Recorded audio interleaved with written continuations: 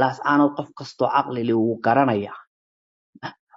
maalintii Somaliland timi ilaa iyo maanta qof kastoo lagu dilay haddaad profiling ku samayso sababta loo dilay waad garanaysaa way baa loo dilayaa dadka laas caan Somaliland baa dishay way bay u dilaysaa maxay u dilaysaa wax kale looma dilayo dadku ha rabaayadoobeen istaraatiijiyad qoran weeyaan ceergaabo ka soo gudubtay booromay ka dhici jirtay booroma maxay tahay lagaga soo gudbay oo hubkii laga dhigay laas caanood dan way isdhiibi weyday muddadaa ku dheeraatay laakiin dilalkan shaki kuma jirna daahma saarna waan sababaynayaa in Somaliland iyo sirdoonkeedu ay dilalka fuliyaan arrin yar baa idin sheegaya magaalooyinka waqooyi marka la soo qaato maanta inta ay joogtay Somaliland laas caanood Somaliland laas caanood waa magaalada u yar xaqiiqada marka la sheego marka hotel Xamdi oo koornaha Garowe xigaa baaskooladan ka rido halkay koornaha Hargeysa laga soo galay gurigeena Jabuutaawi ku yaalo baaskoolada waa la maqlayaa 10 ilaa 15 tallaabo oo kastana 6 maqnimo markay dhacdo askari baa taagan police iyo military mid police mid military mid police mid military dadku way hoydaan sas baa jira qofka xab la toogto waxaan idin sheegayaa bal hadda dadka waraysta anigu in badan baan maxay tahay qisaska laas caanood ku daba jira dadkan la tooganayo maaha baba rasaas uu qof reer miyi ridayo oo ku googooy ama oo 3-4 xabaa ku dhacda xagee kaga dhacdaa madaxa saableyda iyo laabta xabadu had ugu horeysa madaxa marka lagu dhifto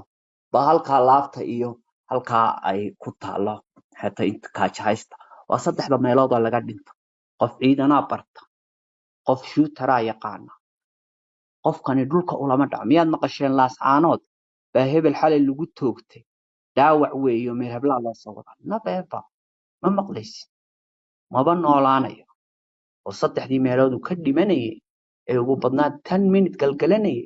amaba dhulkaba aan ula dhacayn baa laga toogtay Somaliland muddada ku dheeraatay laakiin aan idin sheegay haddii la rabo aan Somaliland laynayn dadka shabaab laynayso dhulbahanta qabaa'il isu dilayo qofka marka uu xabadaha rido ciidankii ugu yaacin waybaan loo arkayn waxa jooga Somaliland qiyaastii waxa la sheegaa 14,000 askari bay leedahay 10,000 oo ka mid ah laas caanood bay fadhiyaan Hargeysa maxay tahay kaliya ayaa ka saldhig boolis badan magaalooyinka kale oo dhan laas caanood baa ka saldhigyo badan xiriyo ciidan bay noqotay tusaale ahaan labada buurood ee hareeraha ka xiga magaalada ciidan qashaafada sitaa saaran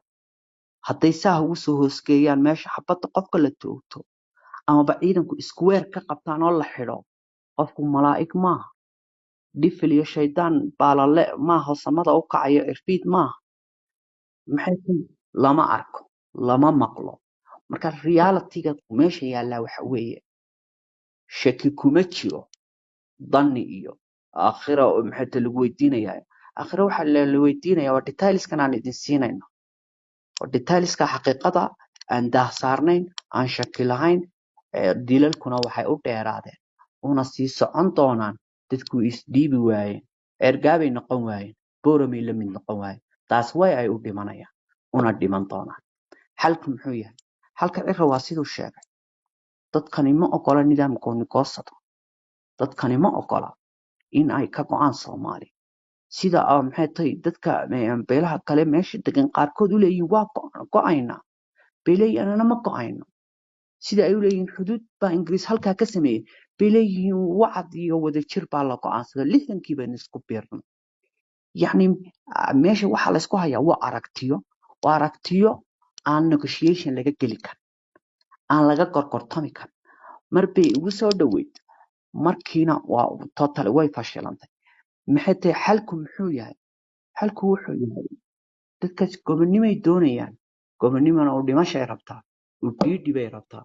madaxeedana insha Allah way kuran doonaan laakiin xaqiiqadu waxay tahay inaanay sanduleyn Somaliland aan lagu wehelinin meeshaas haddii lagu weheliyana waa cid u shaqaynayso servants adeegayaal weeye adeegayaalba ma jiro isla Somaliland baa fulinaysa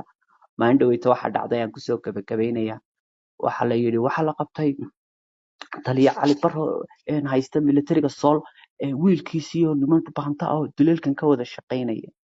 cali bare walaal isku daris baan ahayn ceergaabo waxa uu dhalay maxay tahay laba hablood iyo wiil Kenya nagaga yimaadeen it was 2003 2005 bay noqdeen marka Canada ay qabteen cali bare goorta uu guursay wax caruura waqtiga walaan u lahayn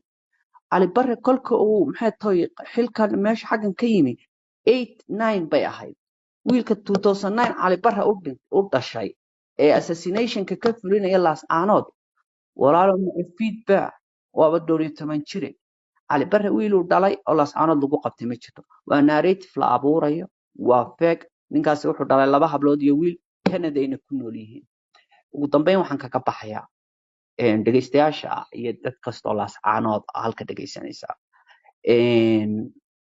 qisaska Laas Caanood ka dhacay waa qisas mudan in lagu wada xisaabtamo waa qisas mudan inaan laga hadhinin waa qisas mudan in la daba galo haddii maxay tahay sinabana qofkaasi waa dowdar qofka yiraahda shabaab ba isku diraysa iyo rubanta aana isu leynaya walaalo shabaab maxay tahay